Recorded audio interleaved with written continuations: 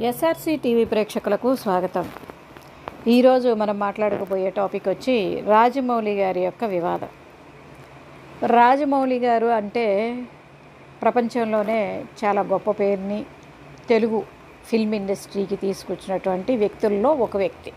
ఎందుకంటే ఇంతకు ముందే మనకి చాలా గొప్ప పేరు శంకరాభరణం సినిమా నుంచి కానివ్వండి, లేదంటే విశ్వవిఖ్యాత నట సార్వభౌమి అని వీళ్ళందరూ ఉన్నారు.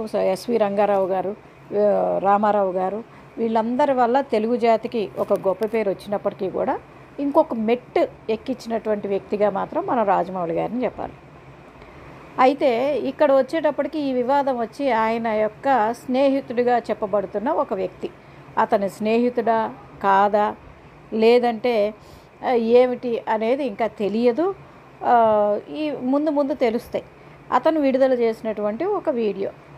ఇక్కడ మనం చెప్పుకోవాల్సింది ఏంటంటే, చాలామంది ఈ మధ్యకాలంలో ఆఫ్టర్ కరోనా మానసిక రుగ్మతలతో చాలామంది బాధపడుతున్నారు.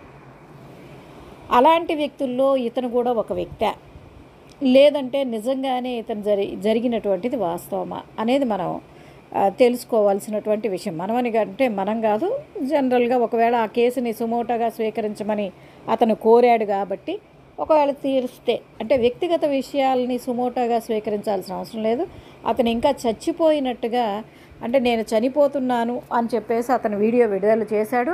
అతను చనిపోయినట్టుగా ఎక్కడన్నా రుజువు దొరకాలి. ఫస్ట్ ఆ కేసుని తీసుకోవాలి అంటే అతను చనిపోయినట్టుగా రుజువు దొరకాలి, లేదా అతను బతికుండగానే ఏం జరిగిందనేటికి అతను చెప్పినటువంటి దానికి అతను సమాధానం చెప్పుకోవాల్సి ఉంటుంది. అప్పుడు మాత్రమే కేసు తీసుకోబడుతుంది.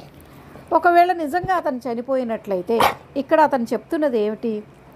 శాంతి నివాసం అంటే రాఘవేంద్రరావు గారి సీరియల్ శాంతి నివాసం ఈటీవీలో వచ్చింది. ఆ సీరియల్ డైరెక్షన్ సమయంలో కొన్ని ఎపిసోడ్స్ని ఆయన రాఘవేంద్రరావు గారు బిజీగా ఉన్నప్పుడు రాజమౌళి గారు తీయడం జరిగింది.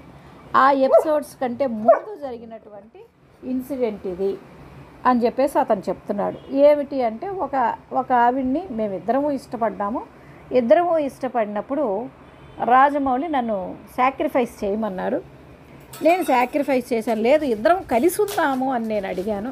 అంటే ఆ సదరు వ్యక్తి ఎవరైతే ఉన్నారో ఆవిడతోటి ఇద్దరము కలిసి ఉందాము అని చెప్పేసి అన్నా. అంటే ఇక్కడే మీరు ఒక అవగాహనకి రావచ్చు. అంటే ఏ వ్యక్తి కూడా తను ప్రేమించినటువంటి అమ్మాయిని నేను పెళ్లి చేసుకుంటాను, మనం ముగ్గురం ఉందాము అని చెప్పేసి అండం. ఇతను అన్నాడు అంటే అతని యొక్క మానసిక స్థితిని మనం అక్కడే గ్రహించవచ్చు. అప్పటి నుంచే అతను మానసికంగా కొంత ప్రాబ్లంలో ఉన్నాడా, లేదు అంటే అసలు ఆ అమ్మాయికి ఇష్టమో లేదో కూడా మనకు తెలియదు. ఇతనంటే ఇష్టమో లేదో. ఇంకోటి ఏమని చెప్తున్నాడంటే, ఆర్య అనేటువంటి సినిమా మా స్టోరీనే, ఆర్య సినిమానే మా స్టోరీ అని చెప్తూనే మళ్ళీ ఏమంటున్నాడు, రాజమౌళి ఎందుకయ్యా నీ మీద అంత కక్ష కట్టాల్సిన అవసరం ఏమొచ్చింది అంటే, అతను చెప్తున్నటువంటి కారణం ఏంటంటే, మన యొక్క కథని నేను సినిమాగా తీస్తాను అని ఒక మాటల మధ్యలో అన్నాను. అప్పటి నుంచి టార్చర్ స్టార్ట్ చేశాడు. ఆల్రెడీ సినిమా వచ్చింది ఆర్య నా సినిమానే అని నువ్వే చెప్తూ, మళ్ళీ నేను ఎక్కడ ఈ కథని సినిమాగా తీస్తాను అని సరదాగానో క్యాజువల్గానో అన్న మాటకి నన్ను రాజమౌళి టార్చర్ చేయటం స్టార్ట్ చేశాడు అనేటువంటిది అతను చెప్తున్నాడు.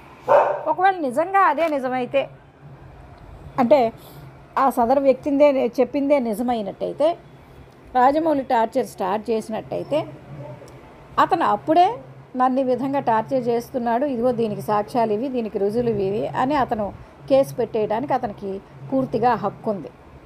అది చేయలేదు.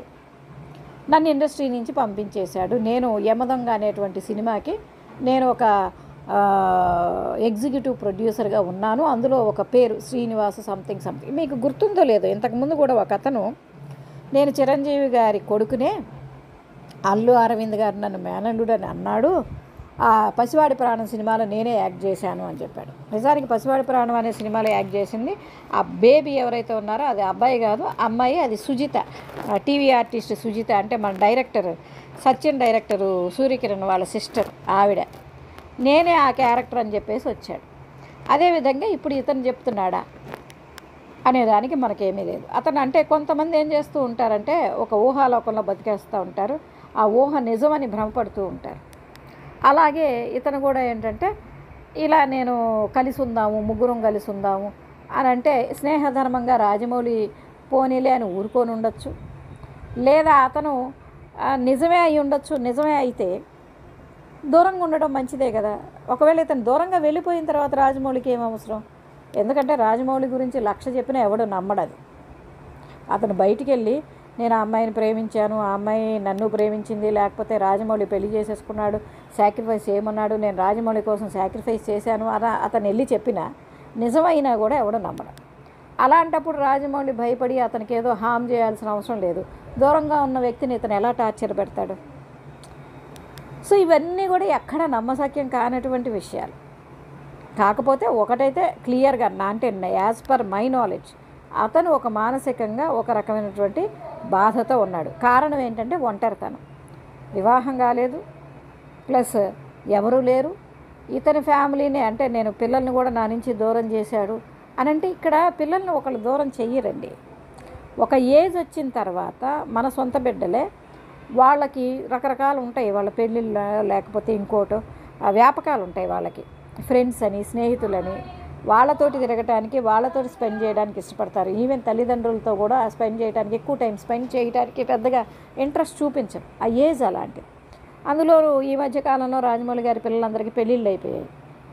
ఆ పెళ్ళిళ్ళు అయిపోయిన టైంలో మరి ఆయనతోటి టైం స్పెండ్ చేయలేకపోవచ్చు. దాన్ని ఆయన కావాలని రాజమౌళి నన్ను విడదీస్తున్నాడు వీళ్ళందరి నుంచి అని ఆయన ఊహించుండొచ్చు.